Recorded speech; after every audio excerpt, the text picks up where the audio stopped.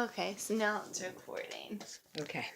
Okay, so I was going through my binder and I found out that I was always a feminist. Because look at how many times I have the word girl power.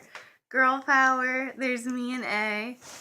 Then on the side I have it again, girl power. There's me, Julie, and A. This is my crush, Eric Von Denton. He was in that Disney movie Brink.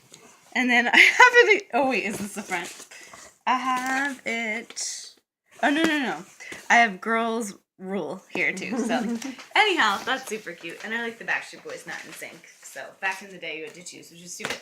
But what I found was this really cool thing I wrote in 7th grade that I only got an 86 for. Whatever. But it's about the first race of people in the year -2 before love existed. Love didn't exist. They didn't believe in love. They used the other 90% of their brain, but they didn't use the 10% that we now use. And my teacher found it confusing, but I thought it was kind of epic and definitely kind of current. So here we go. It's called A Rose for Rosesanna. This was the year -2, long before God decided to wipe out a whole species of people. These people. It was a cold night. The clouds shone brightly with a purplish tint in contrast to the pitch-black sky as Rosesanna Silverland quickened her pace every now and then to look back at her co-worker, Damien, who would not stop following her. This generation was so advanced in technology that everyone knew each other's thoughts. The only thing that wasn't right was that they showed practically no emotion. Rosesanna locked her door and exhaled a sigh of worry. She gazed into the small copper peephole to find a worried Damien looking back at her. Damien and Rosesanna both performed magic tricks for a living. They had their own show. Damien could make people disappear and reappear. He could dive from a 3-story building into water 2 feet deep, but always felt that tricks he did were never enough. Damien often told Rosesanna he loved her. Rosesanna didn't know what love meant. She didn't know what anger, happiness, or grief meant either. The only person in the world who did was Damien.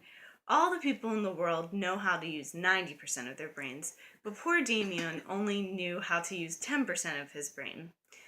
The 10% that we can't. So she's talking about this race now. Mm-hmm. She stopped thinking for a second to glance through the peephole again at an impatient Damien. His 2 big honey-colored eyebrows were formed in a deep arc, and his light brown hair was brushed neatly in place. His intense brown eyes stared directly into hers, and his lips were pursed together tightly in a straight line. Sometimes he gave her the creeps, even though they were friends. He's just so mysterious. She didn't know a lot about him, and around her, everyone knows everything about each other.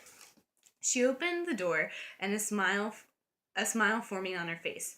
"Hi, what's up?" she said.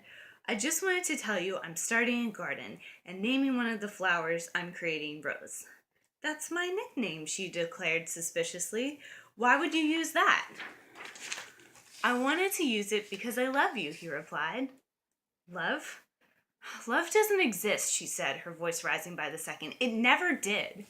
She stood there motionless as she watched big teardrops form on his face. When he spoke, his voice was harsh and shaky. "When you learn the meaning of love, you can have the first rose ever. But it will be partially ugly because of the fact it took you so long to believe in love." He then stormed away. I was 12 when I wrote this. This is great. Anyhow, yeah, right?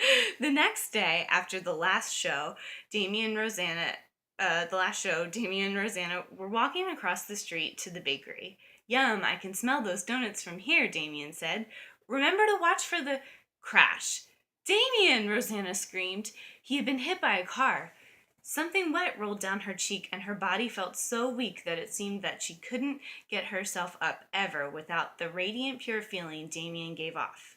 She expected other people to know how she felt, to know what love meant now, but she was the only one. In Damien's will it said this: "To Rosesanna Silverland, I give her the first rose ever. She will find it under my black mailbox." I was such a goth. She ran fast and looked underneath his mailbox and found this, a delicate piece of material. It felt soft and moist and was a deep shade of red. It was all wrapped up in a beautiful pattern, kind of like an oval with lots of layers. She was overwhelmed.